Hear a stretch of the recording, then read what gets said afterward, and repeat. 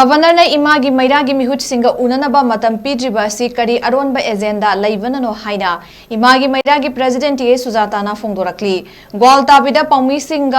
Tongduna Lakpa Basta Manipur Thaba Yaroi HAINA Muthat Hankiba Thongadugi Matangda Inquiry Chatakiba Commissioner Home Asok Amadi Secretary Kiranga Imagi Meira Meehut Singga Unanaba Matam Government report pisin kiba laikre haiba wafam thamkibagi matung inna government ka unanaba appointment ngaiduna lakibani matam sang na ngaiduna laklabasu ngasi amuk governor Ajay Kumar Valaga unanaba chatpada unaba fangkidabani Imagi Meira na hiram masida wari sabada violence tawgadaba laite ingna chikna wari saba pambani amadi mamangdagi su hongna Imagi Meira na santi oiba khongjang tamak changsinduna lakli haina Imagi Meira gi president TH.SUJATA na Paumishing Phongdorakli mahangna makha tana hai karigumba lakli tarik tara mga asigi matung dasu governor ga unaduna hiram asigi matangda wari saba phangjabadi panliba lenga asina lamdam asigi miyamda yengliba miteng mipum khudingna khangpham thoi haina su phongdoki akoida masi governor unabula isate kilate momanga ko wala ta dida manipur habe aro haide ki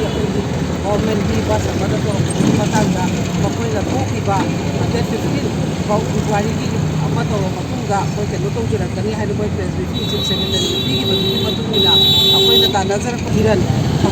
nazar ko matunga moina ko wari ki lo jere roe matunga government decision kare haide ki government decision kare haide ni na chief secretary hana le ramba bi ke sire ki hona akoy se appointment of the PBOC ki matang do wari sang ya haide se pire ga lakpani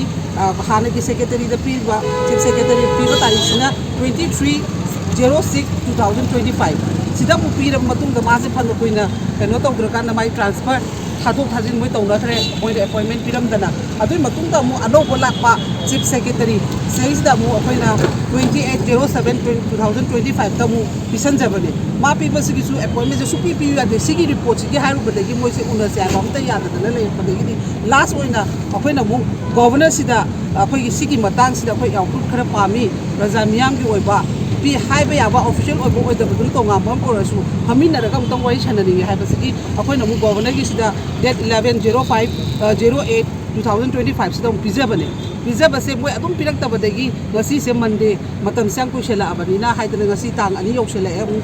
kano gi september gi ko aduna maram oiraga tha su lansela abani na lakpani lansela ko lakpa sida ma ngasi se appointment se pidre moi gi manung dagi huji haire se date 15 August September ki 15 ki manungda unase bi hairi manu unarakanda na kari tawgadam no khangte atubu akoi di organization amal poina leirubanina Imagi Meira gi sigi matang da su akoina haurakpa ki torpa du mitu da akoina kuldip ta kai da akoi governor unaraga moi gi agenda khara su akoina media da kai da haida na hona gi banina basi gi output se akoi dia khangbam thopani haibi gi damakta akoi moi khona jabani adubu moi no ji governor na haiba 15 gi matung haiba se katang yengjagi ni aduga akoi taseno khona da akoi issue sagat ning da na akoi yamna ingna chingna khoi matara ma thoi train thoi katang laksaraga smaina hangbai wale ba akoi pisan bala kon mi ta sumi ke yamna lakona te ngasi bok ta koina mof oina ba kanu oina ba amta to bunate niom chumna chuna protocol kai da hona pale adu protocol ka hen da ba se moi gi ithore ba response na adum kai ra pata be ba praja adum pelak da bata be si adum kari kai ke sin da koi ani om chango haraga mai si ni hai ba photo hai du pa da kai kai be ba VIP la kare hai ba posi